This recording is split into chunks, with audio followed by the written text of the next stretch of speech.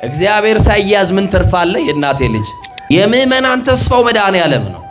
ማን ነው ተስፋችሁ? መድኃኔዓለም በሉኝ እስቲ። ተስፋችሁ ማን ነው? ከሱ ውጪ ዘመድ አላችሁ? ከሱ ውጪ ወገን አላችሁ? ከሱ ውጪ ጋሻ አላችሁ? ከሱ ውጪ መከታ አላችሁ? ከሱ ውጪ የምትደገፉት አለ? ከሱ ውጪ የምትተማመኑበት አለ? ማንን አምናችሁ ነው አይናችሁ የምትጨፍኑት? ማንን አምናችሁ ነው አይናችሁ የምትገልጡት? ክብር ለመድኃኔዓለም ይሁን። እግዚአብሔርን ካልያዝክ እንደ እግዚአብሔር ሐሳብ መኖር ካልጀመርክ እንኳን ትርፍ ዋናህን መጣል ትጀምራለህ። አይናችሁን ከሰው ላይ አንሱ። በሰው የሚታመን የተረገመ ይሁን ይላል። እኛ የሚያድነን ሰው የለም። ነፃ የሚያወጣን ሰው የለም። የሚፈርድልን ሰው የለም። የሚፈርድልን እግዚአብሔር ነው። ኢትዮጵያውያኖች ጨርሰን ሳንጠፋ ወደ እግዚአብሔር እንለምን። ተነስተን ብናለቅስ መፍትሄው ነው። መፍትሄ ወደ ነገስታት አይደለም፣ ወደ መኳንንት አይደለም፣ ወደ መሳፍንት አይደለም፣ ወደ ባለስልጣናት አይደለም እናለቅሰው፣ ወደ ተሻለው ጌታ፣ ወደ ታመነው ንጉስ፣ ወደ መድኃኔዓለም አዳራሽ፣ ወደ ሰማይ እናንጋጥ። ወደ ሰማይ ያየ ሰው መልስ አለው። ብዙዎቻችን ዋጋችንን ግን አላወቅነው። ከእግዚአብሔር ሐሳብ የኮበለላችሁ ሐሳቦች፣ በራሳችሁ ፍልስፍና በራሳችሁ መንገድ የምትጓዙ እግዚአብሔርን ስሙት። በውስጡም ያለነው አገልጋዮች እግዚአብሔርን እንስማው። እግዚአብሔርን መስማት ከጀመርን በሕይወት እንቆያለን። የሚረባንን የሚጠቅመንን የሚያስተምረን እግዚአብሔር በዚህ በተወደደ በመዳን ሰዓት እግዚአብሔር አምላካችን እኔን አቆሞ እናንተን አስቀምጦ የረቀቀውን አጉልቶ የራቀውን አቅርቦ ምስጢር ገልጦ ጌታ መንፈስ ቅዱስ ሁላችንንም ያስተምረን።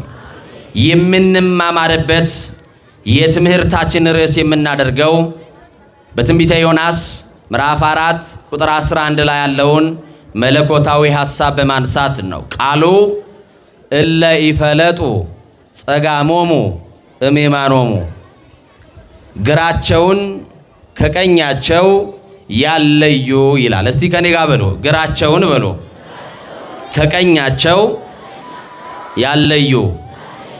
ምን ነው ድምጻችሁ አነሰ? ምሳ አልበላችሁ? እራት ጋብዛችኋለሁ። እስቲ ወንድሞቼ እናንተ በሉ፣ ግራቸውን በሉ፣ ከቀኛቸው ያለዩ። እስቲ እህቶቼ እናንተ ብለጧቸው፣ ግራቸውን። ጎበዞች እናንተ ግን ድምጽ ታቅቦ ነው ማለት ነው። ግራቸውን ከቀኛቸው ያለዩ። የዚህ ቃል ተናጋሪ የሁላችን አስገኚ ፈጣሪ ዓለማት መጋቢ ዓለማት አሃዚ ዓለማት ኩሉ እሆዝ ውስተ እዴሁ የተባለለት ዓለማትን ፈጥሮ የሚገዛ ቅድመ ዓለም የነበረ በቅድምና ያለ የሁላችን አባት እግዚአብሔር የተናገረው ቃል ነው። ቃሉን ደግሞ እግዚአብሔር ያስተላለፈለት የእግዚአብሔር እንደራሴ የነበረው ነብይ እግዚአብሔር ዮናስ ከእግዚአብሔር የተቀበለው ቃል ነው። ዮናስ ማለት የቃሉ ትርጉም ርግብ ማለት ነው፣ የዋህ ማለት ነው። ዮናስ ማለት ምን ማለት ነው? እስቲ የዋህ ማለት ነው በሉ። ጨካኞቹ በስተዋልና የዋሆቹን እግዚአብሔር ያብዛልን። የማይራሩ በስተዋልና የሚራራውን ዮናስን እግዚአብሔር ያስነሳልን። እንዲህ ብሎ ይጀምራል። ትንቢተ ዮናስ ምዕራፍ 1 ቁጥር 1 ጀምራችሁ ስታነቡ የእግዚአብሔር ቃል የማቃል ወደ አማቴ ልጅ ወደ ዮናስ መጣ ይላል። የእግዚአብሔር ቃል ከስብራት ይጠግናል። የእግዚአብሔር ቃል ከሐዘን ያጽናናል። የእግዚአብሔር ቃል እንባችንን ያብሳል። የእግዚአብሔር ቃል ወደ አማቴ ልጅ ወደ ዮናስ መጣ ይላል። እግዚአብሔር ዮናስን ተናገረው። ዛሬም እግዚአብሔር አንቺን ይናገርሻል፣ ወንድሜ አንተን ይናገርሃል። እኛንም የውስጡን አገልጋዮች እግዚአብሔር ይናገረናል። እግዚአብሔር ያልተናገረበት ጊዜ የለም፣ እኛ ግን የሰማንበት ጊዜ የለም። እግዚአብሔር በዘመናት መካከል ይናገራል፣ ግን አድማጭ የለም። ሰሚ በሌለበት ጩኸት እግዚአብሔር እየተናገረ የሚያደምጠውን አጣ። ግን ዮናስ ይሰማኛል ብሎ እግዚአብሔር ሲናገር፣ ዮናስ ግን እግዚአብሔርን አልሰማው። ምን አላለው? ምንድነው እግዚአብሔር የተናገረው? የእግዚአብሔር ቃል ወደ ዮናስ ሲመጣ ምንድነው ሐሳቡ ስትሉ ቁጥር 2 ላይ እንደዚህ ይላል፣ ተነስተህ አለው። እስቲ በሉ ይህንን ቃል ተነስተህ በሉ። እግዚአብሔር ከክፋት ወንበር ላይ ያንሳን፣ ከምቀኝነት ወንበር ላይ ያንሳን፣ ከዘረኝነት ወንበር ላይ ያንሳን፣ ከጎጠኝነት ወንበር ላይ ያንሳን፣ ከተቀመጥንበት የርኩሰት ወንበር ላይ መድኃኔዓለም ያንሳን። ከተኛንበት የዝሙት አልጋ ላይ መድኃኔዓለም ያንሳን። ኧረ በማርያም ምነው አሜን ብትሉ ተወደደ። እዚህ ሰፈር እንዲህ ይላል፣ ተነስተህ ወደ ታላቂቱ ከተማ ወደ ነነዌ ሂድ አለው። ወዴቱ ከተማ? ወደ ታላቂቱ ከተማ ወደ ነነዌ ሂድ። ለምንድን ነው ነነዌ የሚሄደው? በታላቂቷ ከተማስ ምንድን ነው የሚሰራው ካልን እግዚአብሔር መልሱን አስቀመጠ። ምን አለ? ክፋታቸው በፊቴ ወጥቷልና ለነሱ ሄደ ስበክ አለ። አሁን ዮናስን ያስነሳልናል እግዚአብሔር። ተነስተ በታላቂቱ ከተማ ወደ ኢትዮጵያ ሂድ ብሎ የሚልከውን አንድ ዮናስ እግዚአብሔር አጣ። በከተማው ላይ ክፋታቸው ኢትዮጵያውያን ክፋታቸው በፊቴ ወጥቷል አለ እግዚአብሔር። የድሮ አይደለንም ኢትዮጵያውያን እንመን። የድሮ ፍቅራችን የለም። ፍቅራችን ቀዝቅዟል። መተማመን የለንም። በር ዘግተን እንበላለን፣ በር ከፍተን እንባላለን። እግዚአብሔር ተናገረ፣ ግን የሚሰማ ዮናስ የለም። ኢትዮጵያውያን ከክፋታቸው እንዲመለሱ፣ በኢትዮጵያውያን ላይ ከመንገዳቸው እንዲመለሱ እኔ እግዚአብሔርን ፊቴን እንድመልስላቸው በከተማዋ ላይ ሂድና ስበክ አለው። ግን ዮናስ የለም። ዮናስ ግን እግዚአብሔርን አልሰማውም። ዮናስ ይሄንን ቃል እንደሰማ ከተማዋን እግዚአብሔር እንደሚያጠፋት በነነዌ የሚገኙ ሕዝቦች እግዚአብሔርን ካላደመጡት፣ ንስሐ ግቡ ተብሎ ንስሐ ካልገቡ፣ ከበደላቸው ፈጥነው ካልተመለሱ እግዚአብሔር ከተማዋን እንደሚያጠፋት ነገረው። ከዛስ ምን አደረገ? በጣም የሚገርም ነው። ከኔ ጋር ናቸው። ዮናስ ግን ከእግዚአብሔር ፊት ወደ ተርሴስ ይኮበልል ዘንድ ተነሳ። ከማጋ አያሳዝንም? ዮናስ ከእግዚአብሔር ፊት ይኮበልል ዘንድ ወደ ተርሴስ ተነሳ አለ። ብዙዎቻችን ወደ ተርሴስ ኮብልለናል። ከማን? ከእግዚአብሔር ፊት። ግን የእግዚአብሔር ልጆች እንዴት ቻለው ዮናስ ከእግዚአብሔር ፊት መኮብለልንስ? እንዴትስ ይቻላል? በምዕራብ ቢሄድ እግዚአብሔር በዛ አለ፣ በምስራቅ ቢሄድ እግዚአብሔር አለ፣ በአራቱም አቅጣጫ እግዚአብሔር አለ። ወደ ሰማይ ቢወጣ እግዚአብሔር በዛ አለ፣ ወደ ጥልቁም ቢወርድ እግዚአብሔር በዛ አለ። ዮናስ ግን ከእግዚአብሔር ሐሳብ ኮበለለ። ዛሬ ድምፁን ያልሰማችሁ ዮናሶች፣ ከእግዚአብሔር ሐሳብ የኮበለላችሁ ሐሳቦች፣ በራሳችሁ ፍልስፍና በራሳችሁ መንገድ የምትጓዙ ዮናሶች እግዚአብሔርን ስሙት። በውስጡም ያለነው አገልጋዮች እግዚአብሔርን እንስማው። እግዚአብሔርን መስማት ከጀመርን በሕይወት እንቆያለን። ቃሉ ይሰማችኋል። ምናልባት ማይክራፎኑ በጣም የተዋጠ ነው። እኔ ራሱ መልሼ እየሰማሁት አይደለም። እግዚአብሔር ከሁላችን ጋር አይሆን። እንግዲህ ምንም ማድረግ አልችልም። የኔ አልማዝ ደግሞ በጣም ደክሟል፣ ጩኸት በዝቶበት እና እንደ ድሮ ቴፕ እንግዲህ መታ መታ እያደረጋችሁኝም ቢሆን ትሰማላችሁ እንጂ እግዚአብሔር ከሁላችን ጋር አይሆን። ዮናስ ግን ከእግዚአብሔር ፊት ወደ ተርሴስ ይኮበልል ዘንድ ተነሳ፣ ወደ ኢዮጴም ወረደ ይለናል። ወዴት ወረደ? እግዚአብሔርን አለመስማት ይውላችሁ የመጀመሪያው ኪሳራ። ወደ ኢዮጴ ወረደ። ከዛስ አንድ መርከብ አገኘና ዮናስ እግዚአብሔርን አልታዘዝ ብሎት እግዚአብሔርን አልሰማ ብሎ በዛች ከተማ ያሉ ከ120 ሺህ ለሚበልጡ እስራኤላውያን ለሕዝበ እስራኤል የእግዚአብሔር ሕዝቦች በከተማዋ ይኖራሉ። ከጥፋታቸው እንዲመለሱ እግዚአብሔር ነገረው። ግን አልሄድም አለ፣ አልታዘዝም አለ። ሕዝቡ ይዳኑ ብሎ ምክንያት ቢያደርገው ዮናስ ግን ከእግዚአብሔር ፊት ኮበለለ። መርከብ አገኘና ዋጋ ከፍሎ ገንዘብ ከፍሎ በመርከብ ውስጥ ተሳፈረና ሄደ ይላል። ዋጋ ከፍሎ ገባ፣ ዋጋውን ግን አጣ። ብዙዎቻችን ዋጋችንን ግን አላወቅነውም። ዮናስ ከእግዚአብሔር ፊት ኮበለለ፣ በመርከብ ውስጥ ገባ፣ ጉዞ ጀመረ። እየሰማችሁ ነው?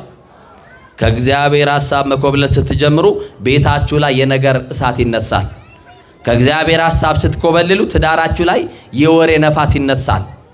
መርከብ የተባለችው ቤታችሁን የምትገለብጥ ነፋስ፣ መርከብ የተባለው ትዳራችሁን የሚገለብጥ ነፋስ፣ መርከብ የተባለው ንግዳችሁን፣ መርከብ የተባለው ሕይወታችሁን፣ መርከብ የተባለው ጤንነታችሁን የሚያናጋ ነፋስ ይነሳል። አውሎና ወጀብ ባለባት ባህር ላይ መርከቧን አገኘና ገንዘብ ከፍሎ ከእግዚአብሔር ሐሳብ ብሸሽ ይሻላል ብሎ ምርጫው የራሱን ማዳመጥ ሆነና ራሱን አዳመጠ። እግዚአብሔርን ተወና መርከብ ውስጥ ገባ። ዮናስ ጥቂት መርከብ ውስጥ እንደገባ የመርከቢቱ የውስጠኛው ክፍል ውስጥ እንደደረሰ አንቀላፋ። ዮናስ ምን አለ? መርከቢቱ ግን ልትሰበር ቀረበች። መርከብ የተባለችው ሀገራችን ኢትዮጵያ ናት። መርከብ የተባለችው ቤተክርስቲያናችን ናት። እግዚአብሔር እየተናገረባት የተኙ ዮናሶች አሉባት። ዮናስ እስካልነቃ ድረስ መርከቢቱ መናወጥ አታቆምም። ቤተክርስቲያናችን ሰላም እንድትሆን የተኙ ዮናሶች ይነሱልን። ሀገራችን ሰላም እንድትሆን ከተፈለገ ያንቀላፉ ዮናሶች ይነሱና ወደ እግዚአብሔር ይጣሩልን። እነሱ እስካልተነሱ ድረስ እኛ ብንጮ ምንም ዋጋ የለውም። የተኛው አንዱ ዮናስ ነው። የተበጠበጠችው ግን መርከብ ብዙ ነፍሳት የነበረባት መርከብ ናት። መርከቢቱ ሰላም እንድትሆን መርከብ የተባለችው ሀገራችን፣ መርከብ የተባለው ቤታችን፣ መርከብ የተባለው ትዳራችሁ። አሁን ሰላም አላችሁ። እናት ከልጇ ጋር ደህና ናት። ትደማመጣላችሁ፣ ተስማማላችሁ። ባል የሚናገረው ለሚስት ይጥማል። ሚስት የምትናገረውን ባል ያዳምጣታል ወይ ከተባለ አይ መደማመጡማ የለም። ለምን? የተነሳ የወሬ ነፋስ አለ፣ ያለ መስማማት ነፋስ፣ ያለ መደማመጥ ነፋስ አለ። መርከባችሁን ሊገለብጥ እያወዛወዛት ነው። መርከበኞቹ ፈሩ። ምክንያቱም መርከቧ ልትሰበር ቀረበች። እግዚአብሔር የሌለበት ቤት እንደማይጸና ሁሉ እግዚአብሔር የሌለበት መርከብም ሰላም አጣች። አገራችን ሰላም ያጣችውም እንዲሁ ነው። ከእግዚአብሔር ሐሳብ ኮብልለን እንደ እግዚአብሔር እንደተጻፈው ቃል መኖር አቅቶን፣ ንስሐ መግባት አቅቶን፣ ከእግዚአብሔር ጋር መታረቅ አቅቶን ይሄው መርከቧ እየተናወጠች ነው። የእግዚአብሔር ልጆች ዮናስ ይሄ ሁሉ ነገር በመርከቡ ሲሆን እሱ አያውቅም፣ ተኝቷል። ማን ይቀስቅስልን?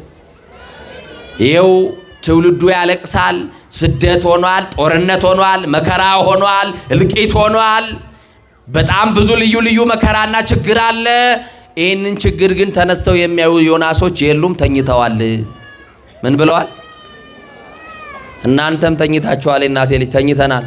ለቅድስና ተኝተናል፣ ለንስሐ ተኝተናል፣ ለቁርባኑ ተኝተናል፣ ለቅዳሴው ለማይሌቱ ተኝተናል፣ ለመልካም ነገር ተኝተናል።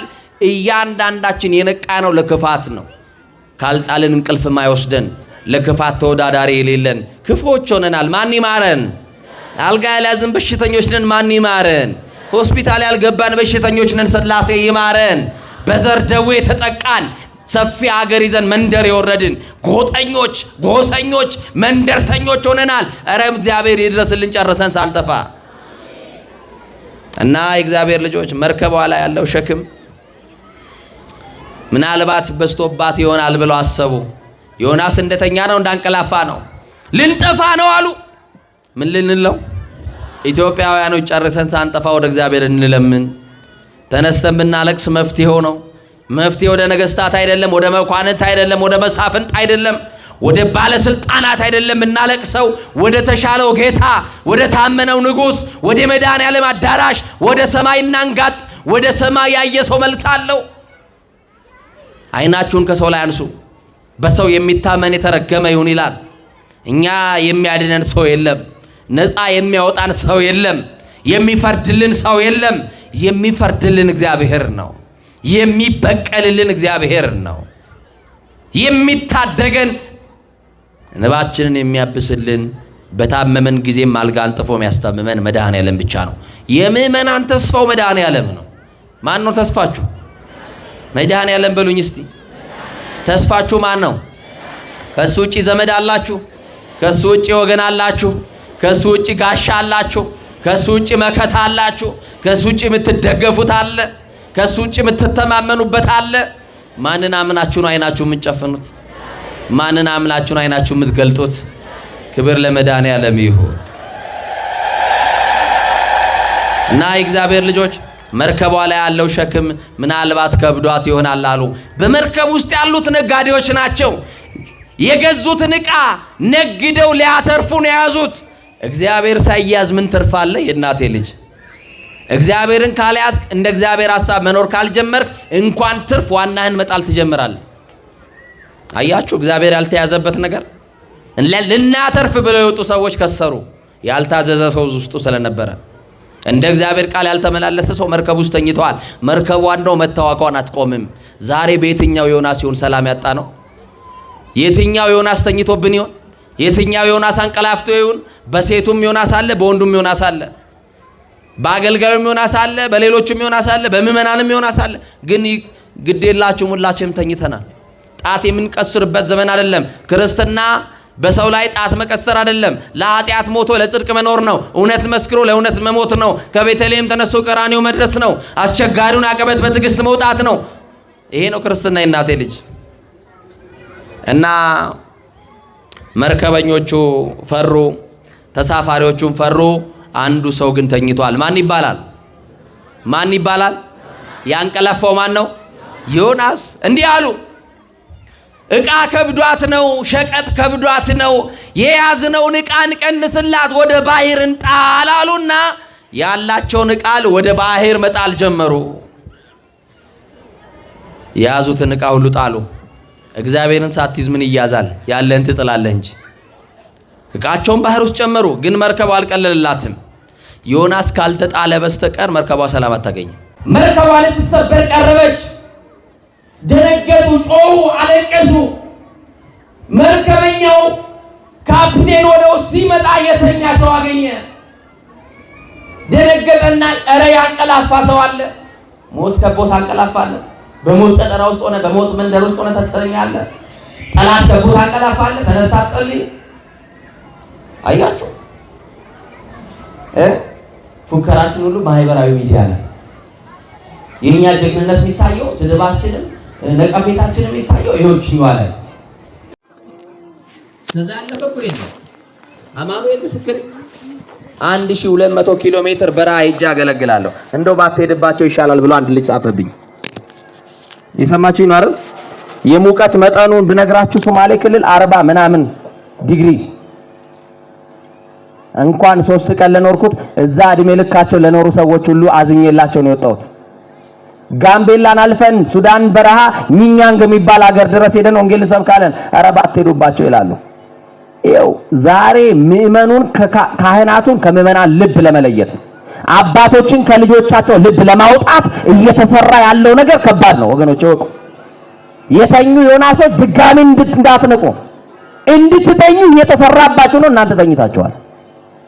የሰማችሁኝ ነው አይደል? ዓለም እንደው እኛ እናውቀዋለን፣ ግድ የለም ለኛ። የሰማችሁኝ ነው አይደል? ያው የድሮ እናቶች አባቶች ፍርድ ቤት ሄደው የሚካሰሱት ከጎረቤት ጋር ሲጣሉ ስሜን አጠፋችኝ ብለው ነው ዶስ ይዘው። እኛ ምንም የሚጠፋ የሚሰረዝም የሚደለዝም ስም የለንም። ስማችንም ክብራችንም ክርስቶስ ነው። ይኸው ነግራችኋለሁ። ዓለም ለኛ ለአንገታችን አበል ወርቅ አይደለም የምታዘጋጅልን፣ እናውቀዋለን ለአንገታችን ገመድ እንደተዘጋጀልን። ግን አንተ አልተኝታል፣ አንቺ ተኝተሻል፣ የመቅደሱ አገልጋዮች ተኝተዋል፣ እኛም ተኝተናል። አብረን ልናልቅ ነው። መርከቧ እንደው እየተናወጠች ነው። ነፋስ እንደው ተነስቶባታል፣ ማዕበል እያናወጣት ነው። እናንተ ተኝታችኋል። ቀጥሉበት በእንቅልፋችሁ። ዛሬ ይህንን እየነገርናችሁ መነሳት ካልቻላችሁ ተኙም። ዕቃቸውን ጣሉ፣ መርከቧ አልቀለላትም። የተኛ ሰው አለ አለ። ወደ ውስጠኛው ክፍል ሄዱና እንዲህ አሉት፣ ምን ነው ተኝተሃል አሉት። እስቲ በማርያም በሉት። እህቴ ምን ነው ተኝተሻል? ወንድሜ ምን ነው ተኝተሃል? አባቶች ምን ነው ተኝታችኋል? ምን ነው ተኝተናል? እንዳንነቃ ማን ነው አዚም ያደረገብን? እንዳናስተውል ማስተዋላችን የሰረገብን ማን ይሆን? ለእውነት እንዳንታዘዝ ማን አዚም አደረገብን? ለቅድስና እንዳንሮጥ ማን አዚም አደረገብን? ለቅዳሴው እንዳንተጋ ለማይነት እንዳንቆም ማን ነው አዚም ያደረገብን? እስቲ የገዛውን ውዳሴ ማርያም ከጸለይክ ከፍተህ እንኳን መመልከት ከጀመር የገዛውን መጽሐፍ ቅዱስ ካነበብክ ስንት ጊዜ አልፈዋል? ውስጥ ገብተሽ ማስቀደሱን ካቆምሽ ስንት ጊዜ ሆኖሻል? እስቲ ለፍልሰታ ተሰልፈ ከቆረብክ ስንት ዘመን አሳልፈሃል? እስቲ ይኸው ከዕጣኑ ከማይዛው ከተለየ ከሰዓታቱ ከራክ የንስሐ አባትህን ካገኘ ምክረ አበው ከተቀበልክ ከምስጢራት ተሳትፎ ስንት ዘመን ሆኖናል? ተኝተናል። አለመታዘዝ ማለት ይሄ ነው። እና ይገርማቸዋል። ምን ነው ተኝተሃል አለው። እየሰማችሁኝ ነው? ምን አሉት? ቀጠሉና ደስ የሚል ጥያቄ ጠየቁት። እንዳንጠፋ አሉት። እስቲ በሉ ምን እንዳንል? እግዚአብሔር ያስበን እንደሆነ በሉ እስቲ። ተነስተ አምላክህን ጥራ አሉት። እግዚአብሔር ያስበን እንደሆነ የተኙ ዮናሶች አምላካችን እግዚአብሔር እንዲያስበን እግዚአብሔር እንዲታረቀን ይነሱልን። የተኙት ማን ይቀስቅስልን? መንፈስ ቅዱስ ያንሳልን። አያችሁ እና ዮናስ በዚህ ሰዓት ተነሳ። ምን አለ? ዮናስ ተነሳ፣ ደነገጠ። ቀጠሉና እንዲህ አሉ፣ ይሄ ክፉ ነገር በማን ምክንያት እንዳገኘን ማወቅ አለብንና ዕጣ እንጣጣል አሉ። ይህንን ትምህርት እናንተ በዓመት አንዴ አይደለም መቼ የምትማሩት አይደል? በነነዌ ጾም ብቻ ነው እንደምትማሩት። ወቅቱን ስለሆነ ነው፣ ጊዜው ስለሆነ ነው። በማን ምክንያት እንዳገኘን ዕጣ እንጣጣል አሉ። ዛሬ ያገኘን መከራ፣ ኢትዮጵያ ዛሬ ያገኛት መከራ፣ አገሬ ዛሬ ያገኛት መከራ፣ እንግልት፣ ሰቆቃ፣ ሞቱ፣ ስደቱ፣ ጦርነቱ፣ ደም መፍሰሱ በማን ምክንያት ነው ያገኛት? እስቲ ዛሬ ዕጣ እንጣጣል። ዕጣው የሚወጣው አንተ እንደምትጠቀመው ሚስተር ኤክስ ላይ እንዳይመስልህ፣ አንቺ እንደምትጠቀመው ሚስተር ዋይ ላይ እንዳይመስልሽ። ዕጣው በአንቺም ላይ በእኔም ላይ በሁላችንም ላይ ይወጣል። ለምን? ከእግዚአብሔር ስላልታዘዝን። ከእግዚአብሔር ሐሳብ የኮበልን ዮናሶች እኛ ስለሆንን። ኢትዮጵያ የምትባለው ታላቂቷ ከተማ ታላቂቷ ከተማ የተባለችው ነነዌ 120 ሺህ ሕዝብ የሚኖርባት ከተማ ናት። 120 ሚሊዮን በላይ የሚኖርባት ኢትዮጵያ ታላቂቷ ከተማ ይሄውና መርከቧ እየተናወጠ ነው። በመርከቡ ውስጥ ያሉ ሰላማቸውን አጥተዋል። ስለ መርከቡ ሰላም አንተ ወደ እግዚአብሔር ተመለስ። ገዢዎችንም እንዳትጠቁም፣ ነገስታቱንም እንዳትጠቁም፣ ይሄ መልከራ ይሄ ጥፋት ያገኘኝ በእኔ ምክንያት ነው ብለህ እስቲ የሞቀ ፍራሽን ተውና መሬት ውረድ። እስቲ ግድ የለንም ማቅ እንልበስ። እስቲ ግድ የለንም ራሳችንን ወደ እግዚአብሔር ፊት ለፊት እናዋርድ፣ እንጣል። እንደ ቅዱስ ዳዊት አንተን ብቻ በደልኩ አለ እኮ ዳዊት፣ በፊትህ ክፉ ስራ ሰራሁ አለ። አያችሁ፣ አሁን ኃጢአተኝነት ተሰምቶን ወደ ቤት እንሄዳለን። ራሳችንን አጽድቀን በጽድቅ ወንበር ላይ ኮፈሰን ካልተመለስን በስተቀር እና ዕጣው ሲወጣ በዮናስ ላይ ወጣ። በማን ላይ ወጣ? ባልታዘዘው ላይ ወጣ። እግዚአብሔርን አልሰማም ባለው ሰው ላይ ወጣ። ከዛ በኋላ ግራ ተጋቡ። ጥያቄ መጠየቅ ጀመሩ። ማነህ ካሉት፣ ምንድነው ስራስ ምንድነው? ከወዴትስ መጣ? ይሄስ መከራ እንዴት እንዳገኘት ማወቅ እንፈልጋለን፣ ንገረን አሉት። የእግዚአብሔር ልጆች ዓለም ጠልቶናል። ደግሜ እነግራቸዋለሁ፣ ዓለም ጠልቶናል። ኦርቶዶክሳዊነትሽ ተጠልቷል። ባለማይተም መሆን ተጠልቷል። የመብራን ልጅ ስለሆንክ ተጠልተሃል። እውነትን ስላዝን ተጠልተናል። አምልኮ ስላለን ተጠልተናል። ስብሐተ እግዚአብሔር ያልተለያት ኢትዮጵያ፣ የተሳቱ ቅዱሳን ሀገር ኢትዮጵያ፣ ከሮም መጥተው ለኢትዮጵያ የጸለዩ ቅዱሳን ያሉባት ሀገር የእነ አቡነ አረጋዊ ሀገር ኢትዮጵያ፣ ከግብጽ መጥተው የጸለዩላት የእነ አቡነ ገብረ መንፈስ ቅዱስ ሀገር ኢትዮጵያ፣ የእነ አቡነ አብየ እግዚእ የእነ አባ ስነ ኢየሱስ ሀገር ኢትዮጵያ፣ የእነ ተክለ ሃይማኖት ሀገር ኢትዮጵያ። ኢትዮጵያን ጠልተዋታል። አንተ ተጠልተሃል። ማይተማችን ተጠልቷል። በዓለም ሂዱ፣ መከራ የሚቀበሉ ኦርቶዶክሳውያን ናቸው። በዓለም ላይ ተመልከቱ፣ ግፍ የሚደርስባቸው ኦርቶዶክሳውያን ናቸው። ለምን ከተባሉ እውነትን ስለያዙ።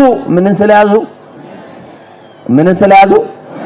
ዓለም የጠላን ከዓለም ስላልሆንን ነው። እንዳይደንቃችሁ በሰማዕታት ቤተክርስቲያን እየሰራን በጊዮርጊስ፣ በመርቆሪዎስ፣ በፋሲለደስ፣ በቪክቶር፣ በቂርቆስ፣ በሚናስ፣ በአርሴማስን ቤተክርስቲያን ሰርተን ሰማዕታትን ብቻ የምንዘክር ሳይሆን የሰማዕታት ልጆች ነን ብቻ ብለን የምንፎክር ሳይሆን በእኛም ዘመን ሰማዕትነት ካለ አያልፈንም። የሰማችሁ ይኖር በሞቱ በኩል ክርስቶስን ለመምሰል የተዘጋጀን ሰዎች ነን። ዓለም አያስደነግጠንም። የነገስታት ዛቻና ፉከራም አያስደነግጠንም።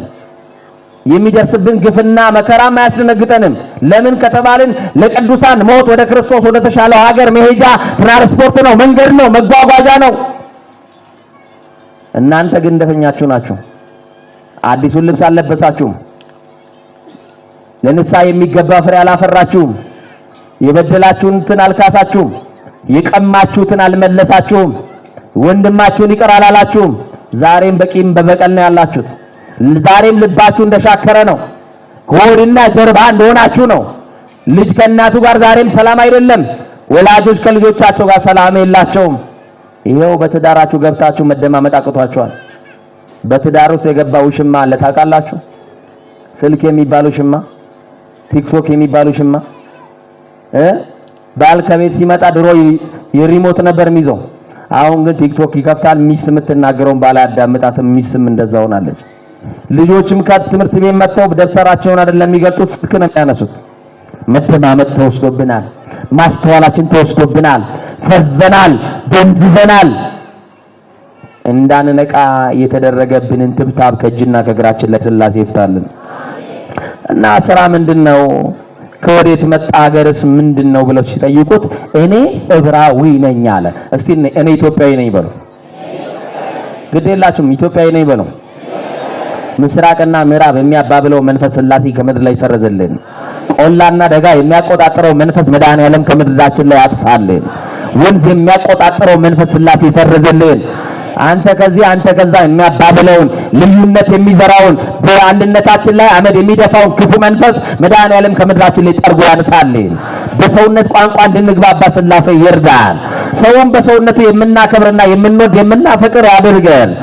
እኔ ዕብራዊ ነኝ አለ። ለምን ትፈሪያለሽ? ኢትዮጵያዊ ነኝ በኛ ኢትዮጵያዊ ነን። አዎ ኢትዮጵያውያን ነን። የኢትዮጵያ ተስፋ የኢትዮጵያ አምላኳ እግዚአብሔር ነው። በመጽሐፍ ቅዱስ ስሟ ተጽፏል። ኢትዮጵያ ታላቅ ሕዝብ ናት፣ ታላቅ ሀገር ናት። የመለኮት ጥበቃ ያልተለያት ሀገር፣ ስብሐተ እግዚአብሔር የሚደርስባት ሀገር፣ 365 ቀን የእግዚአብሔርን ስም ስትጠራ የምትውል የምታድር ሀገር ኢትዮጵያ። በአንተ የተነሳ ግን ነፋሷ በዛ። በአንተ አለመታዘዝ ምክንያት መርከቧ ሰላም አጣች። አንተ እግዚአብሔርን ባለመስማት ምክንያት ኢትዮጵያ እጆቿን ወደ እግዚአብሔር ተዘረጋለች አለ። ለጸሎት እጅን ከዘረጋ ስንት ጊዜ ሆነ? ዛሬ ልመናችን ሽሮና በርበሬ ነው። ማረኝ የሚል ሰው የለም። ኃጢአተኝነት የሚሰማው የለም። በደሉን በእግዚአብሔር ፊት የሚያምን ሰው የለም። ወገኖቼ እኔ ዕብራዊ ነኝ፣ ባህሩንና የብሱን የፈጠረው እግዚአብሔርን አመልካለሁ አላቸው። ምን እላለሁ? እንዲህ ሲላቸው ፈሩ። ዮናስ ግን እንዲህ አላቸው፣ ይሄ መከራ በእኔ ምክንያት ስላገኛችሁ መርከቧ ሰላም እንድትሆን ከፈለጋችሁ እኔን ወደ ባህር ጣሉኝ አላቸው። ዛሬም መርከቧ ሰላም እንድትሆን መጣል ያለባቸው ዮናሶች አሉ። በእግዚአብሔር ፊት ራሳቸውን ይጣሉልን። እነሱ ካልተጣሉ በስተቀር እኛ በእግዚአብሔር ፊት ለፊት ራሳችን ካላዋረድን በስተቀር መርከቢቱ ዛሬም ሰላም አታገኝም። እና እንዴት አድርገው ይጣሉት? ለምን? እግዚአብሔርን አመልካለሁ ብሏቸዋል። ምናልባት ይሄንን ሰው አንስተን ጥለነው እግዚአብሔር ያዝንብን ይሆን ብለው ፈሩ። ግን ዮናስ ምን አለ? እኔ ካልተጣልኩ በስተቀር መርከቧ ሰላም ስለማታገኝ ውሳኔያችሁን አንዳርጉ፣ ጣሉኝ፣ ግድ የላችሁም አለ። አነሱና ወደ ባህሩ ሲጥሉ እግዚአብሔር ዝም አላለውም። እግዚአብሔር ሳይጥለንም በሉ።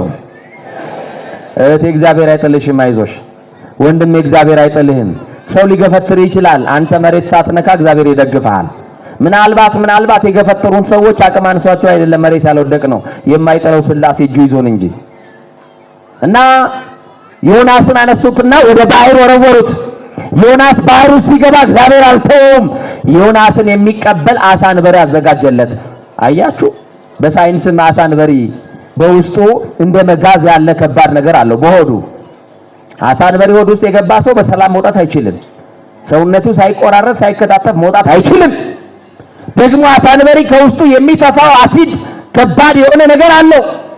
አያችሁ፣ ለዮናስ ያዘጋጀለት ምቹ ያልሆነ አሳ አንበሪ ዮናስን እንዲቀበል አዘዘው። አስታውሱ፣ የማይፀን ዓለም ውስጥ የሚየወድ ውስጥ እያላችሁ 9 ወር ከ5 ቀን ያነበርንበት የማይፀን ዓለም ሕፃን በእናቱ ማይፀን እያለ ተስተካክሎ አይደለም ተዘግዝቆ ነው የሚኖረው። አንድ ቀንም እማዬ ለራስሽ ተስተካክለሽ ስራሽ ድረሽ የተኛሽ ፍራሽ እያቀያየር እየተኛሽ እኔን ደግሞ ይሄውና አልተመቸኝም ዘገዘግሽኝ ብሎ ልጅ ጥያቄ አቅርቦባት ያውቃል ወይ? አያውቅም። አንድ ቀንም በእናት ማይፀን ጨለማ ነው ብርሃን ፈልጋለሁ ብሎ ጥያቄ አቅርቦ አያውቅም። የእናት ዓለም ውስጥ ኦክሲጅን የለም፣ ልጁ ግን ታፈንኩ ብሎ አያውቅም። የእናት ዓለም ተዘግዝቀን የሚመችም 9 ወር ከ5 ቀን ቆይታውን ጨርሶ ወደ ምድር ሲመጣ ያ ልጅ እየሳቀ ሳይሆን እያለቀሰ ይመጣል። ለምን? ተዘግዝቄም ሲመቸኝ ከነበረው ከማይፀን ዓለም ተስተካክዬ ወደማይመቸኝ ዓለም መጣው ብሎ ያለቅሳል። ተስተካክለ ብተኛ መችታ ይሄው የኢትዮጵያን ገበሬ ይሄው ቁርበት አንጥፎ የሚተኛው እንቅልፍ፣ ቁርበት አንጥፎ ደረቅ መሬት ላይ ይተኛል አፈር ላይ። እሱ ዲስክ የሚባል ነገር አያውቀውም። አንተ ቦንድድ ፍራሽ ገዝተህ ይኸውና ወገብ ታማሚ ነው፣ እንቅልፍ የለም፣ የአበባ ምንጣፍ ላይ ተኝተህ ይኸው በልተህ እያማረጥክ በልተህ ከዚህ ቁረጥ ከዚህ ፍለጥ እያልክ እያማረጥክ እየበላህ ይኸው ጤና የለም። የዛሬ በሽታ በመብላት ምክንያት የመጣብን በሽታ ነው። በመብላታችን አይደለ? ኮሌስትሮሉ፣ ዩሪክ አሲዱ፣ ግፊቱ፣ ሌላው ነገር በመብላት ምክንያት የመጡ በሽታዎች ናቸው። ከዛ ሐኪም የሚመክረው የመጀመሪያው ምን ነው? ኤክሰርሳይዝ አድርግ አይደለም የሚለው። ከፍለ የበላውን ስጋ ሄደህ ጂም ቤት ከፍለ ትተፈዋለህ። ሌላ አማራጭ የለህም። ግን አጸልይ ስትባል ቤተክርስቲያን ቀልድ ይመስላል። ስገር ስትባል ቤተክርስቲያን ቀልድ ይመስላል። ይኸው ሳይንስ ተጠጋግቶ ፋስቲንግ የሚለውን ሐሳብ ስለ ጾም የሚጾም ሰው ጤነኛ እንደሆነ ሳይንስ እየተናገረ ነው። ትጾማላችሁ? ገናን ኧረ ምን ቦታችሁ ትጾማላችሁ? እመቤቴን እስቲ የሚጾም ሰው እጁን ያውጣ። መዋሸት አይቻልም። አዛኝቷል። ይኸው ጻድቁን አይቻልም። ሌሎቻችሁ ካቶሊኮች ናችሁ? ሌሎቻችሁ ምኖች ናችሁ? አይ እናቴ አሁን ያቺ ጽጌ ጾም ላይ እኮ መከራ ስታሳዩን ነበር እንዴ? ጽጌ ስትበላ ትላለህ እየመጣ የተጻፈልን ሰባቱን አጽዋማት ግን አጠነቅቅም አንተ። የፈቃድ ጾም ነው። የፈቀደ ይጾማል፣ ያልፈቀደ አይጾምም። የሰማችሁኝ አይደል? ይሄ ግን የግዴታ ጾም ነው። አያችሁ፣ በዚህ እንኳን እንተዛዘባለን። አያችሁ። እና የተኛችሁ ዮናሶች ለመጾም ሞክሮሽ። እኔ ለወቅሳችሁ አይደለም እጅ ያስወጣኋችሁ፣ መወቀስም አልችልም፣ ሞራሉም የለኝም። ከናንተ ያነስኩ ደካማ ስለሆንኩኝ እግዚአብሔር ብርታቱን ይሰለውላችን። እና ዮናስ ወደ በአሳ አንበሪ ሆድ ውስጥ ሲጣል የተኛው ወይንም ደግሞ በአሳ አንበሪ ሆድ ውስጥ የቆየው 3 መዓልት 3 ሌሊት ነው። ስንት ቀን? ውሃ ውስጥ የገባ ሰው ኦክሲጅን ሳይዝ 3 ደቂቃ መቆየት ይችላል? ይችላል ወይ? ታዲያ ዮናስን የያዘው ማን ነው ካላችሁኝ፣ እግዚአብሔር እጅ ላይ ነበር ዮናስ። አንቺም ያለሽው እሱ እጅ ላይ ነው። ጠላትን እንዳትፈራ፣ በዙሪያ የሚፎክርብን ጥርስ የሚነክስብህን ጠረጴዛ የሚደበድብብህን ምቹ ቀን የሚፈልግብህን አትፍራ። አንተ የተያዝከው በማይጥል በአማኑኤል እጅ ነው። ከያዘ በማይለቀው በክርስቶስ እጅ ነው ያለ ነው። አያችሁ፣ ምንም ኦክሲጅን በሌለበት በውሃ ውስጥ ቢያውም በአሳ አንበሪ ሆድ ውስጥ 3 መዓልት ሙሉ ዮናስ ነበረ። ሰውነቱ ሳይጫጫር ነበረ። እንዲህ ባለ መከራ ውስጥ የሚያኖረን መድኃኔዓለም ስለሆነ ነው። ክፉዎች በዝተው እየሰማችሁኝ ነው። ክፉዎች በዝተው በቃ እንደ ቅዱስ ዳዊት አንተ ሰከብኮኖም ኮተንሳይኩስ መእግዚአብሔር አንሳኒ ይላል። በቃ ከሚከቡኝ ከአላፍ ሕዝብ አልፈራም እንዳለው እግዚአብሔር ከኛ ጋር ከሆነ ከ3 ቀን በኋላ አልሄድም ወዳለው ከተማ አመጣውና በከተማይቱ ዳር ላይ ዮናስን ተፋው። ዮናስም ከአሳ አንበሪ ሆድ ውስጥ ሲወጣ ሰውነቱ ምንም አልተነካም ነበረ። ቁጥር 2 ላይ በአሳ አንበሪ ሆድ ውስጥ በመከራ የጸለየው ጸሎት ግን ይገርመኛል። እንዲህ አለው ዮናስ፣ እንዲህ ብሎ ጸለየ። በአሳ ሆድ ውስጥ ወደ አምላክ ወደ እግዚአብሔር እንዲህ ብሎ ለመነ። ዛሬስ ካልተያዝን መቼ እንጮሃለን? ያመማችሁ ቀን የምትጸልዩት ጸሎት እኮ ይለያል። እንደው ገብርኤል፣ እንደው መድኃኔዓለም፣ እንደው እመቤቴ የዛሬን ተይኝ እንጂ ከቤትሽ አልጠፋም። ምን እላት? ቁጥር 2 ላይ እንዲህ አለ። ትንቢተ ዮናስ ምዕራፍ 2 ቁጥር 2 ላይ በመከራዬ ሳለሁ ወደ አምላኬ ወደ እግዚአብሔር ጮኩ። ኢትዮጵያ መከራ ላይ ያለች ወደ እግዚአብሔር ለምንድን ነው መጮህ ያቃታችሁ? ኢትዮጵያ መከራ ላይ ያለች ለምንድን ነው መጾም ያቃታችሁ? መርከቢቱ እየተናወጠች ስለ መርከቢቱ ሰላም መጸለይ በህላ መያዝ ለምንድን ነው ያቃታችሁ? እኔ ግን አለ በመከራዬ ሳለሁ ወደ እግዚአብሔር ጮህ፣ እሱም ሰማኝ አለ። ምን አለ? እግዚአብሔር ጸሎታችሁን ይስማችሁ። በሲኦል ወደ ውስጥ ሆኜ ጮህኩ፣ ቃሌን አዳመጥክ፣ ወደ ጥልቁ ወደ ባህሩም ጣልከኝ፣ ፈሳሾች በዙሪያዬ ነበሩ ካለ በኋላ ማዕበልና ሞገድ ግን በላይ አለፉ አለ። መከራችሁን በላያችሁ ያሳልፍላችሁ። የከበበንን ሞት እግዚአብሔር ያሳልፍልን። በኢትዮጵያ ላይ የመጣውን መከራ አሁንም ያሳልፍልን። አለፈልኝ አለ። ከዛ ቁጥር ምዕራፍ 3 ላይ ስትመጡ እግዚአብሔር ድጋሚ ዮናስን ተናገረው። የእግዚአብሔር ቃል ሁለተኛ ወደ እኔ መጣ ይላል። ዮናስንም ተናገረው፣ ተነሳ፣ ወደዛች ወደ ታላቂቱ ከተማ ወደ ነነዌ ሂድና ስበክላቸዋል። እየሰማችሁ ነው? ዮናስም እሺ አለ። አልታዘዝም አይዋጣም። ዮናስ እሺ አለ። ነነዌ ከታላቅነቷ የተነሳ የ3 ቀን ያክል መንገድ ነበረች። ዮናስም የ1 ቀን ያክል መንገድ እንደተጓዘ በከተማው ገባና ጮኸ አለ። መጫዋቂታል ሌላው ቢቀር በመድኃኒዓለም ፊት ማልቀስ ያቅትሻል እህቴ? ማልቀስ ያቅተናል? ማንባት ያቅተናል? አያችሁ ጮኸ። ከዛስ በከተማው ያለ ሕዝብ ሁሉ ዮናስን ሰማ። ከተማዋ ከ3 ቀን በኋላ ትገለበጣለች። ከተማዋ ትጠፋለች። እግዚአብሔርን አልሰማችሁም። እንደራሳችሁ መንገድ በራሳችሁ ፍልስፍና ተጉዛችኋል። እግዚአብሔር አዝኖባችኋል። ታላቂቱ ከተማ ትጠፋለች። ወደ እግዚአብሔር ተመለሱ፣ ማቅ ልበሱ። ለ3 ቀን የጾም አዋጅ ታውጇል። ምግብ እንዳትበሉ፣ በበረቶቻችሁ የታሰሩ ከብቶች በጋጣ ያሉት ሁሉ እንዳይፈቱ ከሰው እስከ እንስሳ ይጹም አለ። እየሰማችሁ ነው? ምን ተጠቀምክ? አሁን ጠዋት ተነስተውታ ምን አገኘሽ? ወዛሽ? በልተንም አንወዛ፣ ተቀብተን አንወዛ። በልተን ይርበናል፣ ጠጥተን ይጠማናል። ይኸው አበባ ምንጣፍ ላይ ተኝተን እንቅልፍ የለን። አያችሁ? እና ንጉሱ ሳይቀር ዮናስን ሰማው። ማን ሳይቀር? ንጉሱ ሳይቀር። እግዚአብሔር ተናግሮናል በነብዩ በኩል ብሎ ንጉሱ እንኳን ከዙፋኑ ወረደ አለ። መውረድ ያቃታቸው ዮናሶች እኮ ያሳዝናሉ።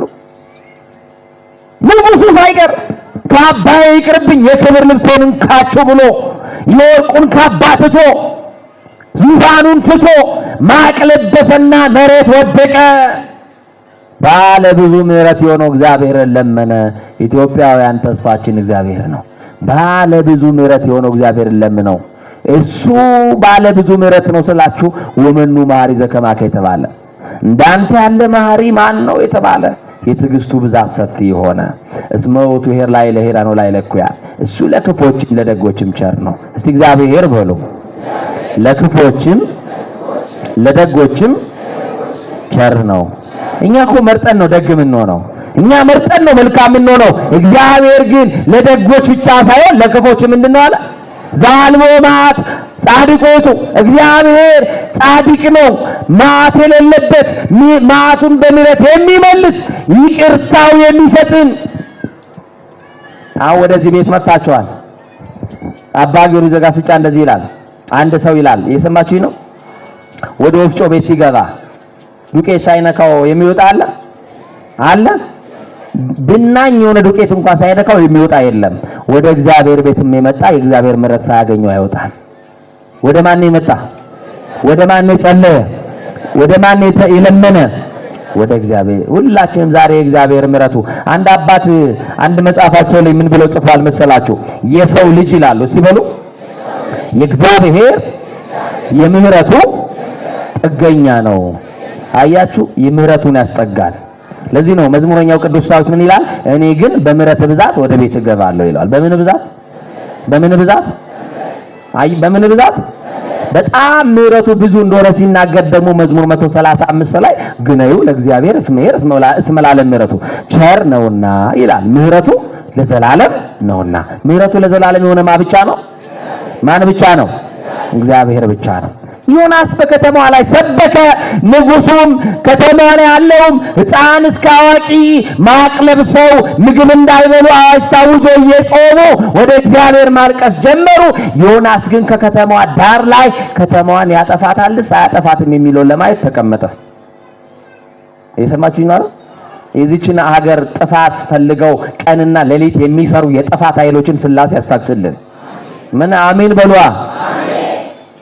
እና በቃ ዮናስ ትጠፋለች ወይስ አትጠፋም? ለምን ከ3 ቀን በኋላ ከተማዋ ትጠፋለች ብሎኛል። እግዚአብሔር ተጸጽቶ ከተማዋን ይቅር ይላታል ወይንስ እግዚአብሔር ያጠፋታል ብሎ ዳር ላይ ቆመን ዮናስ ከዛ 3 ቀን በኋላ ሲመለከት እግዚአብሔር ምሕረት አደረገና ለከተማዋ ከተማዋ ሳትጠፋ ቀረች። ዮናስ በዚህ ነገር ተበሳጨ ይላል። የሰማችሁ ነው። ተቆጣ ዮናስ። እግዚአብሔር ተናገረ ዮናስን፣ በውኑ ትቆጣ ዘንድ ይገባሃል አለው። ይገባዋል? አይገባውም። ለምን ተቆጣ ዮናስ? ጌታዬ እቆጣ ዘንድ ይገባኛል። ቀድሜ እኮ አልታዘዝም ያልኩት ያንተን ምሕረት ስለማውቅ ነው። ምሕረት የበዛ ይቅር የምትል ቸሮን እንደሆንክ አውቃለሁ። እኔ ከተማዋ ላይ ገብቼ ትጠፋላችሁ ብዬ ሰብኬ አንተ ደግሞ ምሕረት እንደምታረግ ሰው ከነቢያት ሐሰት ይደምሩኛል፣ ቃሉ ውሸት ነው ይሉኛል ብዬ ነበር መንገድ የቀየርኩት ምሕረትን ስለማውቅ። ለዚህ እኮ ነው ጌታ ያልታዘዝኩት ብሎ ዮናስ ከከተማይቱ ወጣና የሆነ ጥላ ፈልጎ አንድ ቦታ ላይ አረፈ። እግዚአብሔር ቅሊቱን አዘዘና ጥላ ሆነችው። የሰማችሁ ነው። ዮናስ ያችን ቅል ጥላ ስለሆነችው በደሰተና ከጥላዋ ስር በታች አረፈ። ነጋ። ምሽት ሲሆን አንድ ትል መጣችና ቅሊቱን መታቻት እስክትደርቅ ድረስ። ዮናስ በነጋ ሰዓት ፀሐይ ሲወጣ አናቱን ፀሐይ መታውና ሰውነቱ ዛለ። ቅሊቱ ስለደረቀች በዛ የተነሳ ተበሳጨ። እግዚአብሔር አሁንም ተናገረው፣ ዮናስ በውኑ ትቆጣ ዘንድ ይገባሃል ሲለው ከሕይወት ሞት ይሻለኛል ብሎ ተቆጣ። ለምን ተበሳጨ ዮናስ? አንተ ላልደከምክባት፣ አንተ ላልተከልካት፣ አንተ ላላበቀልካት ለዚች ቅል ጠዋት በቅላ ማታ ለጠፋች አዝነሃል። እኔ ግን አለ እግዚአብሔር ቀኛቸውን ከግራቸው ላለዩ እመይፈለጡ ጸጋሞሙ እሜማኖሙ ግራቸውን ከቀኛቸው ያለዩ 120,000 በላይ ሕዝቦች የሚኖሩባትን ነነዌ እንዴት አላዝንላትም አለ። አያችሁ፣ ዮናስ አዘን ለቅሊቷ ጥላ ለሆነችው ላላበቀላት ላልደከመባት የሁሉ ሕዝብ የሁሉ ወጣት የሁሉ ሕፃናት እንደ ቅጠል ሲረግፉ ለትውልዱ ያራሩ ዮናሶች፣ ተነስቶ ማልቀስ ያልቻሉ ዮናሶች፣ ተነስቶ ማንባብ ያልቻሉ ዮናሶች ግራቸውን ከቀኛቸው ያለዩ። በነገራችን ላይ ሕፃናት ጫማ ልበሱ ብትሏቸው ቀኙን ሌት ነው የሚለብሱት። አቤት ግራው ለምን ያደርጉታል? ለቀኝ። ለምን? አንተ ልክ አይደለም ያረከው ይሄ በዚህ ነው ብላችሁ እናንተ ነው የምታስተካክሉት፣ ገና የማስተዋል ደረጃ ላይ ስላልሆኑ። ግራ የተባለው ኃጢአት ነው፣ ቀኙ ደግሞ ጽድቅ ነው። የእናቴ ልጅ ተምታታብን፣ ጽድቁም አልሆነልን ደግሞ ኃጢአቱም አልሆነልን። አንድ እግራችን ቤተክርስቲያን ነው፣ ሌላኛው እግራችን ደግሞ ዓለም ላይ ነው ያለው። በአንድ ጆሮአችን መዝሙር እንሰማለን፣ በሌላኛው ዘፈን እንሰማለን። እንቀድሳለን፣ አልተቀደስንም። እንሰብካለን፣ እንሰብከውን ሕይወት አንኖርም። እንዘምራለን፣ የዝማሬ ሕይወት የለንም። እንደ ቅዱስ ዳዊትም እንደ ዝራም አልተባረክንም። ውሉ ጠፋብን፣ ቀኝና ግራችንን አልለየንም። ትምህርታችን ጨርሰናል። እግዚአብሔር ከሁላችን ጋር ይሁን። አቆየኋችሁ። እኔ አርፍጄ ሌት ካመር ነኝ። በጣም አርፍጄ ነው የመጣሁት። ቅድም ይቅርታ አልጠየኳችሁም፣ ይቅርታ አድርጉልኝ። ዘፈኑ መዝሙሩም ያምረናል። ግራቸውን ከምን ያለዩ አለ? ከምን አለ? ይኸውላችሁ ቀኝና ግራ ብሎ መጽሐፍ ቅዱስ ያስቀምጣል። እስቲ ቀኝና ግራ በሉ። በቀኝ ያሉትን ጻድቃንን በቀኝ ይመስላቸዋል፣ ኃጥአንን ደግሞ በግራ። ኃጥአንን በበግ ይመስላቸዋል፣ ኃጥአንን በፍየል ይመስላቸዋል፣ ጻድቃንን ደግሞ በምን ይመስላቸዋል? በፍየል።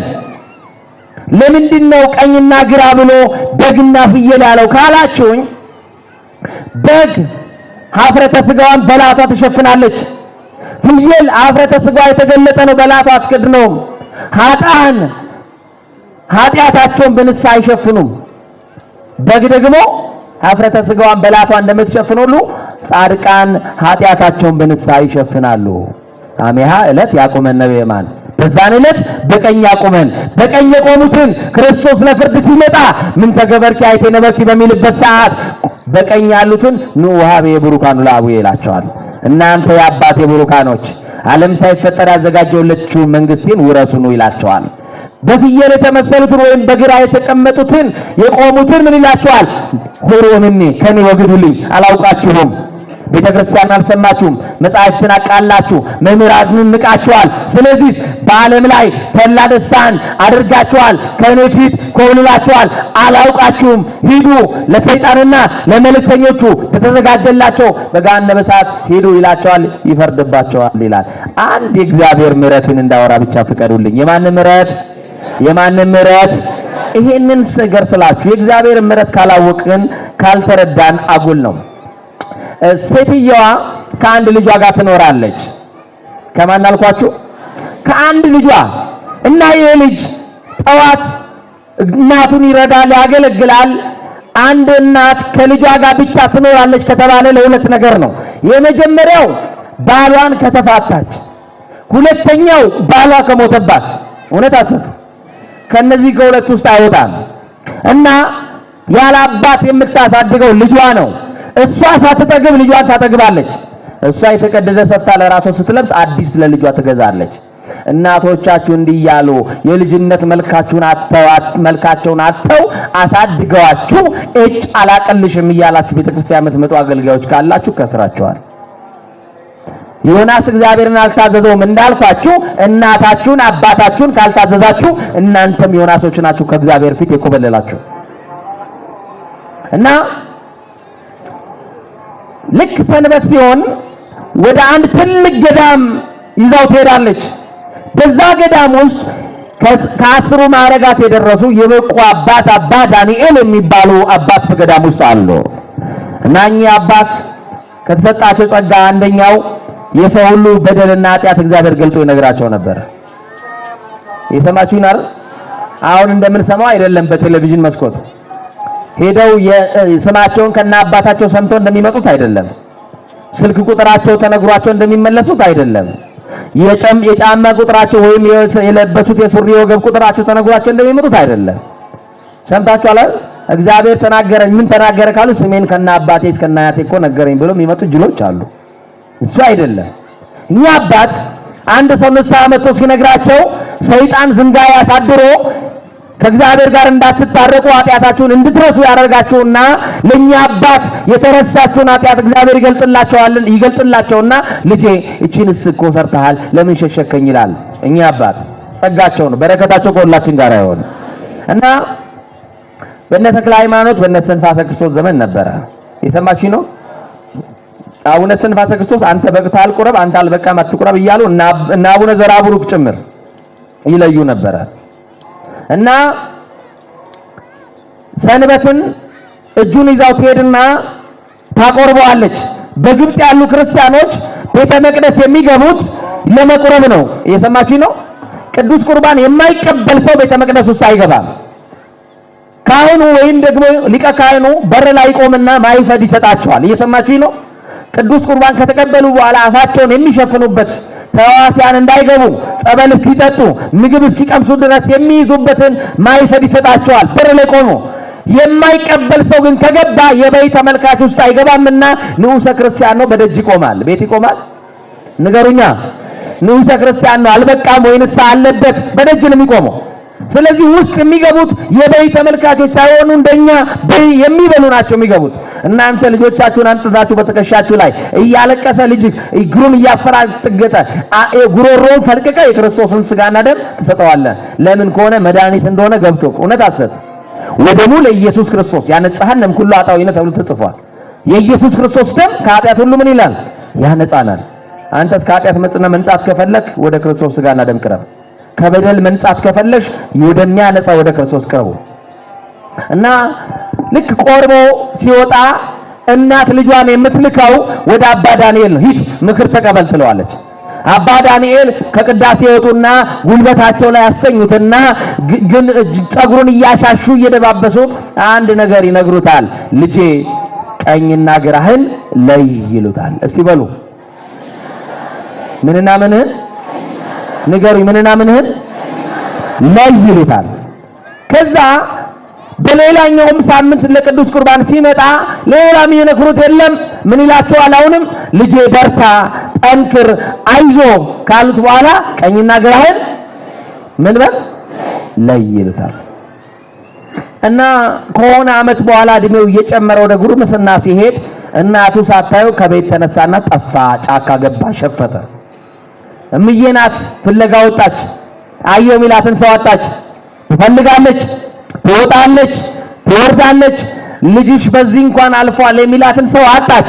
3 ቀን አይደለም፣ ሳምንት አይደለም፣ 10 ቀን አይደለም፣ 1 ወር አይደለም፣ አለፈው 40 ቀን አለፈው። በዚህ ሁሉ ቀናት ውስጥ እናት በሯን ሳትዘጋደረች ድንገት እኔ እንቅልፍ ይዞኝ ተኝቼ ልጄ መጥቶ ሲያንኳኳ ካልሰማሁት በር ላይ ከሚቆምብኝ በሬን ልክፈትለትና ልጄ ይገባል ብላ እናት ልጄ ይመጣል ብላ ትጠብቃለች።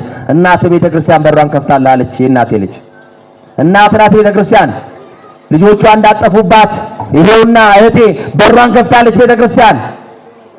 ልጄ ኃጢአት አሯጠው ልጓት ልጄ የኃጢአት ዳዋ በልቶት መንፈሳዊ ሕይወቱ ቀጭጮ ዝሞ ደክሞት ይመጣል። እኔ አባቱ ደግሞ እግዚአብሔር ሊቀበልህ በዚህ ቤት በሩን ከፍቶልሃል። እናት ቤተክርስቲያን በሯን ከፍታለች። እናት ድንግል ማርያም በሯን ከፍታለች። እና እናት እያለቀሰች እህል በአፏ ሳይዞር ከሰው በታች ሆና ያሳደገችውን ለሱ ብላ ስንት መከራ ያየችበትን የልጅነት መልኳን ያጣችበትን ልጇን አጣ በሰቀቀና ወንድሞቼ ይቅር በሉኝና እናታችሁን ከቤት እንደው ኳስ አለ ዛሬ ትንሽ አመሻለሁ ብላችሁ ስትወጡ ኳሱ ካለቀ በኋላ 1 2 3 4 ነው የምትሉት ነው 4 5 6 እንደው እንበል ትሉና ከጓደኞቻችሁ ጋር የሆነች ቦታ ላይ ጎራ ትላላችሁ። በዚህ በአዲስ አበባ አካባቢ አዲስ ስም አላት አሉኝ። እየሰማችሁኝ ነው? አንድ ወዳጄ ነው ያለው። እየሰማችሁኝ ነው? አባ እንደው እርሶን ማስባረክ ፈርቼ ነው እንጂ እዚህ ሰፈር እኮ የሆነች እንቅፋት ቤት ከፍቻለሁ አለኝ። ምንድነው እንቅፋት አልኩ፣ አልገባኝም። ለካ ግሮሰሪ ነው። እየሰማችሁኝ አይደል? አሁን መቼም ቋንቋውን ከእናንተ በላይ የሚያውቀው የለም። እናንተ ጠፍቷችሁ አይደለም። ምን ከፍቻለሁ አለኝ? ነገሩኛ ከቢሮ ሲመጣ ባልን የሚመጣ እንቅፋት፣ ለሚስቱ ቤት ገብቶ ሌላ እንቅፋት፣ ለልጆች ገብቶ ሌላ እንቅፋት። እንዲህ ያለ እንቅፋትን እግዚአብሔር ይሰርዝልን። እንዲህ ያሉ እንቅፋቶችን ያንሳልን። ግዴላችሁ አሜን በሉ። እና እቺ እናት እንቅልፍ አልዞረም ባይኗ ልጇን ትፈልጋለች። አየን የሚላት የለም። በቃ ታለቅሳለች፣ ታነባለች፣ ብዙ ሆናበታለች። አንተ እናትህ ኳስ ላይ ነው ብለሃል፣ ሰዓት ታያለች፣ ይመጣል ትላለች፣ እራት አስቀምጣለች፣ ትጠብቃለች፣ አንተ አትመጣም፣ ሰዓት ይሄዳል። ከዛስ የሆነ ጩኸት ስትሰማ ሰፈር ውስጥ ልጄን ገደሉብኝ ትልና ጫማዋን አታውቅም፣ ምን እንደለበሰች አታውቅም፣ ዘላ ትወጣለች።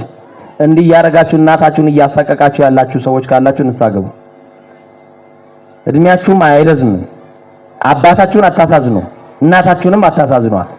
ለእናንተ ብለው እንደዚህ አይነት መከራ የሚያዩ እናቶች አሉ።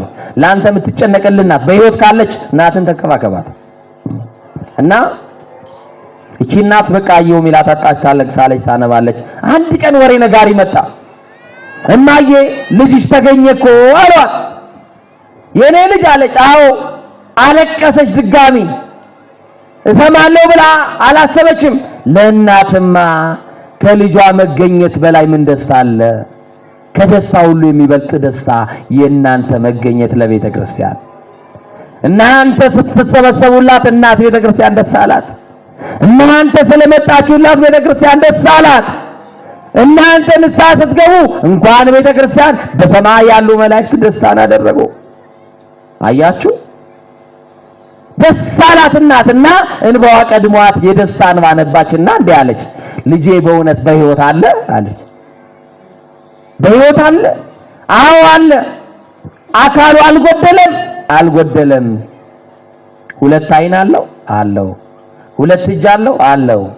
2 እግር አለው? አይ ምን ዋጋ አለው? እሱማ አካሉ አልጎደለም፣ የሰው አካል ያጎድላል እንጂ አሏት። ለካስ ያ ልጅ ሸፍቶ ጫካ ገብቶ በገበያ የሚወጡ ሴቶችን በመንገድ ላይ ያስነውርና ይገላቸው ነበር። በሱ ጭካኔ የተነሳ በዛ መንገድ ሁሉ አትለፉ እየተባለ ይነገራል። ማን ነው ጭካኔ ያስተማረን? ኢትዮጵያውያን እንደዚህ ነበር። ለፋሲካ ለገና ዶሮ ስታርዱ አንዱ ዶሮ ሲያርድ ሌላኛው ሳፋ ይዞ ይቆማል። የዶሮን እንኳን ጣርና እንኳን መከራ ላለማየት እንዲህ አይነት ደጎች ነበርን። ዛሬ ወገን አርደን አጋድመን በቢላ የምናርድ ክፉዎች ሆነ ነው። ማን አስተምሮን ነው? ማን አሳይቶን ነው? በአባቶችን ዘመንም አልሰማንም። በእኛ ዘመን ይሆን ነው። እነ ተክልዬማ ይሄንን ዘመን አዩት እኮ። አቡነ ተክለ ሃይማኖት ከዛ ዘመን አድርሰ እህል አታስበላኝ ውሃ አታሰጣኝ ብለው እኮ ጸልየዋል። እኛም እንተራረድበትን ዘመን እኛም እንጨካከንበትን ጊዜ አይተውት እና እናት ግራ ገባት። ምንድነው የምትለኝ ምትኝ? ንገሪኝ ግልጽ አድርገሽ። እሱ ሁለት እግር አለው የሰው እግር ይቆርጣል እንጂ፣ እሱ ሁለት እጅ አለው የሰው እጅ ይቆርጣል እንጂ፣ እሱ ሁለት አይን አለው የሰው አይን ያወጣል እንጂ፣ ግን አንድ ነገር የለውም አሏት። ምንድነው የኔ ልጅ የሌለው? ልቡ ተወስዷል። ግድ የለም ኢትዮጵያን ልባችንማ ተወስዷል። የሚያፈቅረው ልባችን፣ የሚወደው ልባችን፣ ሰውን ሁሉ የሚወደው ልባችን፣ ሰው የማይለየው ልባችን፣ ሰው የሚያፈቅረው ልባችን እንስፍስፍ የሆነው ሰውነት ተወስዶብናል። ቅንነት ተወስዶብሃል። የዋህነት ተወስዶብሃል። ደግነትን ተቀምጣል። መልካምነትን ተቀምጣል። ልብህ ደህና አይደለም። ልቡ የለም አሏት። ልቡ ከሌለማ ምን አለ የሰውዬ? እና እናት ምን አለች? እኔ ልጄን ፈልገዋለሁ አለች። ምን ፈልገዋለሁ? እናታችሁ ቤተክርስቲያን ተፈልጋችኋለች እንዳጠፉባት። ኧረ ተይ እንዳትሄጂ ጨካኝ ነው ይገልሻል አሏት። ምንም ጨካኝ ቢሆን እናቱን ሲያይራራል ብላ ፍለጋ ወጣች። ጫካ ውስጥ ገባች። ልጄ አበባዬ ያለች ተጣራች። የልጅነቴ እኩያዬ ልጄ ወዴት ነው ያለው? በአንተ የተነሳ እንቅልፍ አጣሁ እኮ፣ በአንተ የተነሳ በር ሳልዘጋ መኖር ጀመርኩ እኮ።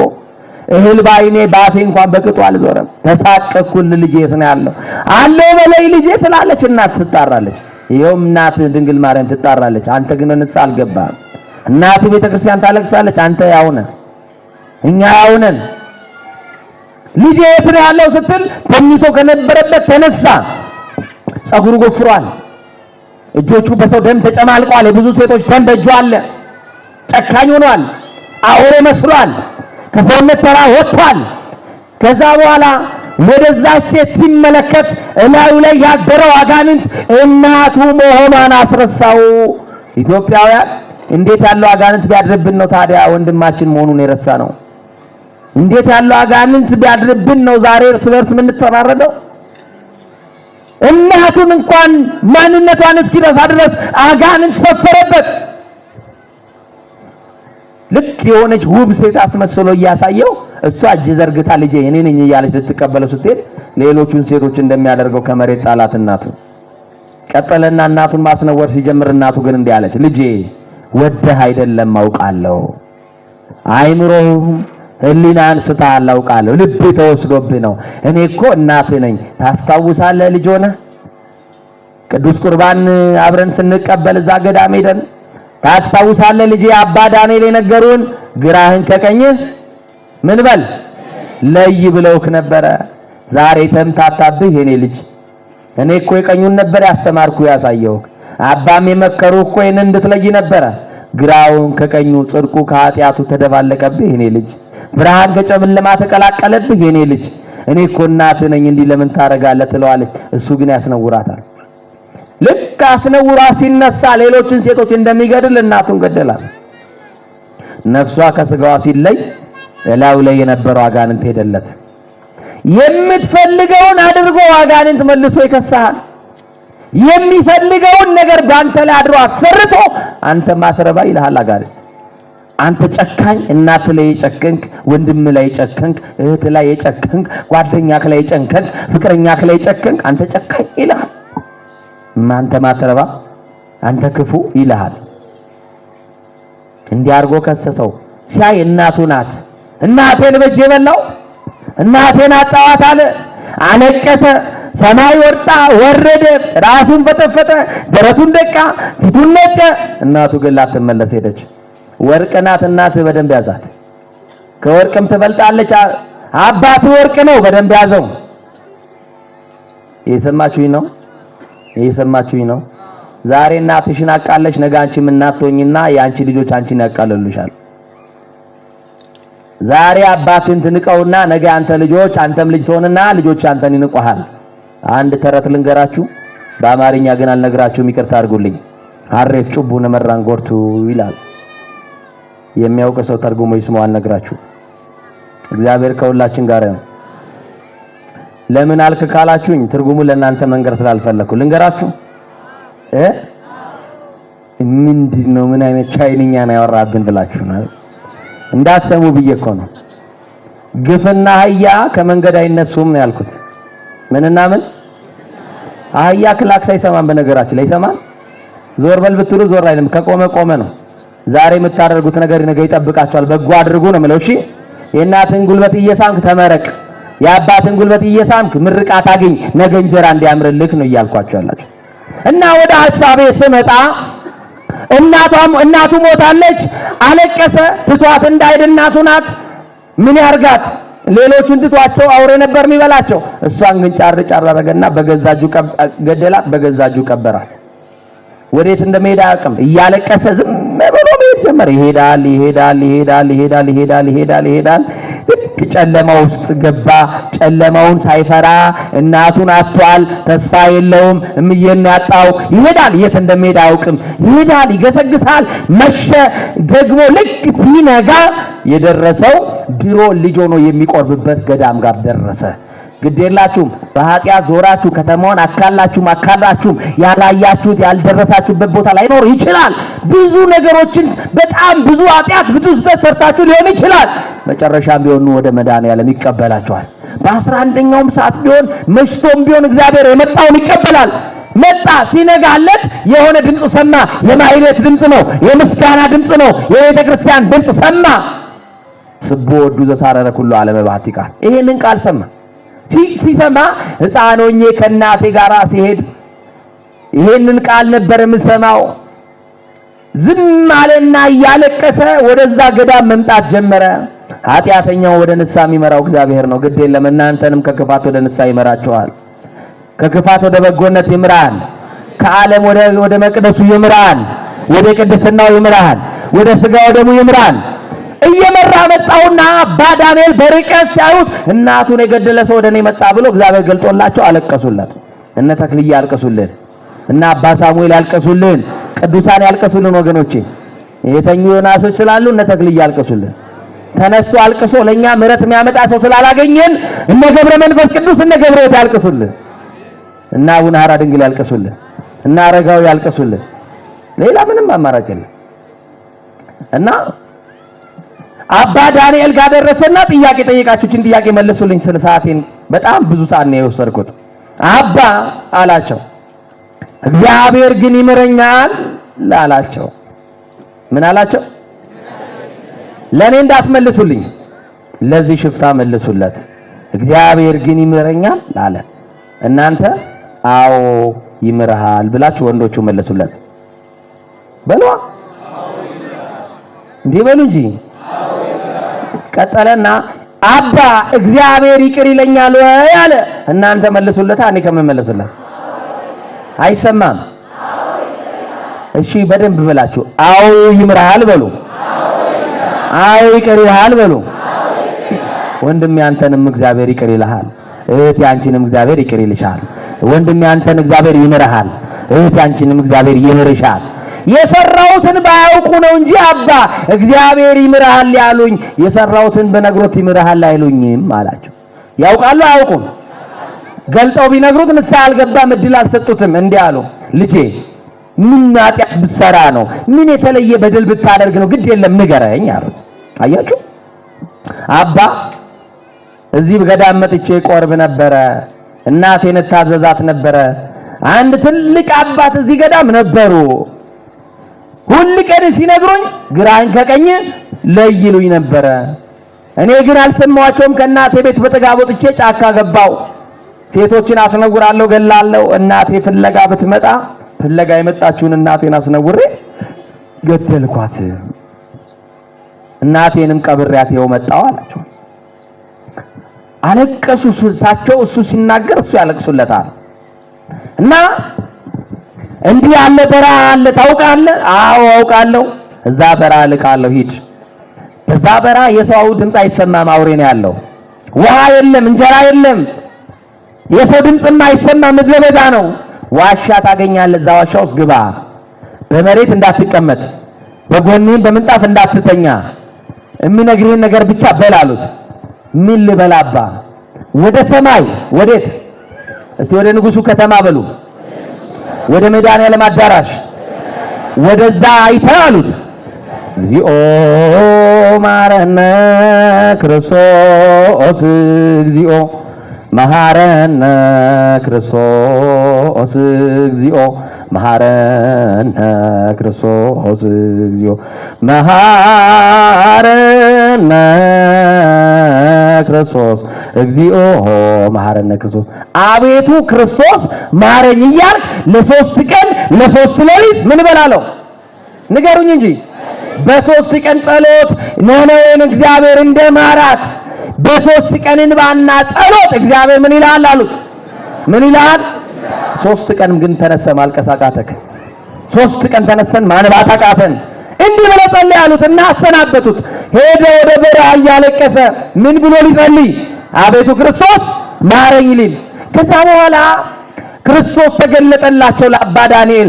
በዚህ ሌሊት ጨለማ የበዛበትን ነገር በሕይወታችሁ ክርስቶስ ይግለጥላችሁ። በዚህ ምሽት ውስጥ አልገለጥ ያለውን የሕይወት ጨለማ መድኃኔዓለም ይክፈፍላችሁ፣ መጋረጃውን ይግለጥላችሁ።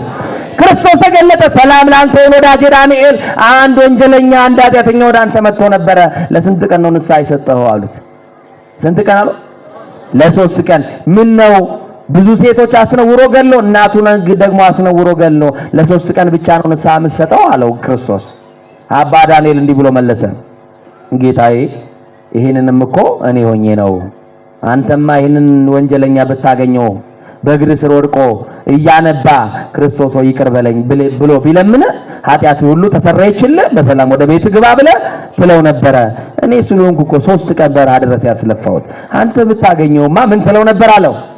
ይሄ ምህረት እኛን ያገኘን፣ ከጉስቁልና ሊያድነን ይሄ ምህረት ያገኘን። የእግዚአብሔር የምህረት እጁ ከወደቅንበት ያንሳል፣ ከተዳደፍንበት ያጥራል። እግዚአብሔር ከዓለም ውስጥ እዚህ ውስጥ መርጦ ቃሉ እንድንሰማ ከረዳን ንስሐ እንግባ። እስቲ ንስሐ መግባት የሚፈልግ ሰው እጁን ያውጣ። በደንብ በሉ እንጂ ሁላችሁም አይቅርብኝ አይደል? ንስሐ መግባት የምትፈልጉ ብዬ ነው። ይሄው በዚህም አየው በጣም ብዙ ሰው ይሄው የቤት ስራው ሰጥቻለሁ ለአባቶቼ። አንስታችኋል አይደል? ከነገ ጀምሮ መታችሁ እዚህ ስብከተ ወንጌል አባቶች ስጡን። ምን ስጡን? ንስሐ አባት ስጡን፣ የሚመክረን የሚያስተምረን ብላችሁ ንስሐ እንግባ። መርገቢቷ ሰላም እንድትሆን ኢትዮጵያ ሀገራችን እግዚአብሔር ሰላም ያርግልን። ከፍ አድርጉ እጆቻችሁን። ኢትዮጵያን ሰላም ያርግልን። ኢትዮጵያ ሀገራችን ሰላም ያርግልን። ኢትዮጵያ ሀገራችን ሰላም ያርግልን። የጥፋቷን ዜና አያሰማን። የሰውን ስደት አያሰማን። ጦርነቱን ያቀዝቅዝልን። በልዩ ልዩ ስፍራ የሚነደውን እሳት ያጥፋልን። እርቀ ሰላሙን ያውርድልን። መቻቻሉን ይስጠን። አንድነቱን ይስጠን። ሕፃናቱ እንዳይበተኑ፣ አረጋውያኑ ሰብሳቢ እንዳያጡ፣ ጧሪ ቀባሪ እንዳያጡ። የኢትዮጵያን ገበሬ እግዚአብሔር ይጠብቅልን። ከኢትዮጵያ እንባን እግዚአብሔር ከኢትዮጵያን እናቶች አይን ላይ ያብስልን። ምስራቁንም ምዕራቡንም ይጠብቅልን። ሰሜኑን ደቡቡንም እግዚአብሔር ይጠብቅልን። ስትወጡ ከፊት ሆኖ ይምራችሁ፣ ስትገቡ ከኋላ ሆኖ ይከተላችሁ።